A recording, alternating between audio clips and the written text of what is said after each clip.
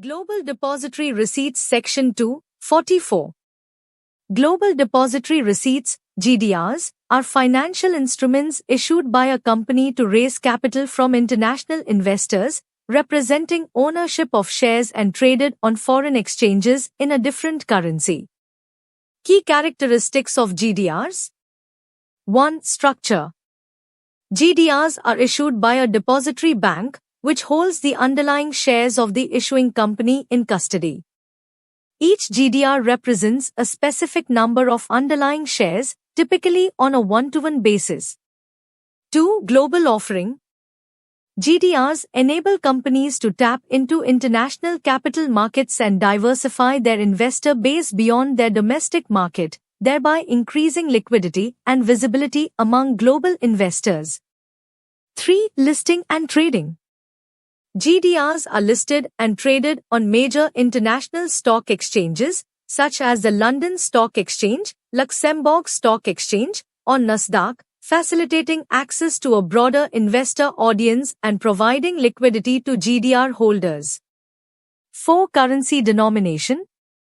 GDRs are denominated in a currency other than the issuer's domestic currency, example US dollars or euros, allowing international investors to invest without exposure to fluctuations in the issuer's local currency.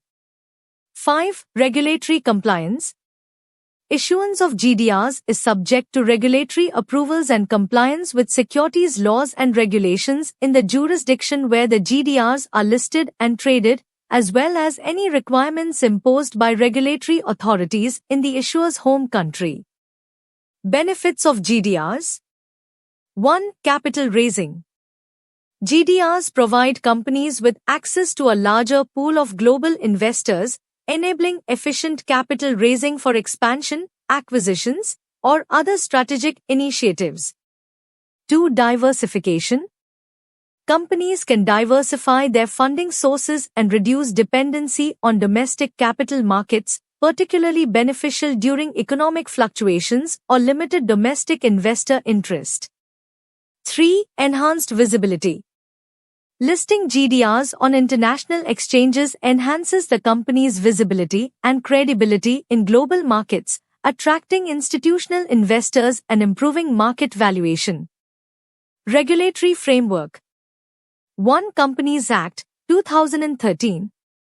While the Companies Act primarily governs the incorporation, management, and administration of companies in India, the issuance and listing of GDRs by Indian companies are subject to regulatory oversight by the Securities and Exchange Board of India, SEBI, and compliance with applicable provisions under Indian corporate laws. 2. SEBI regulations. SEBI regulates the issuance, listing, and trading of GDRs by Indian companies through guidelines and regulations aimed at protecting investor interests, ensuring transparency, and maintaining market integrity.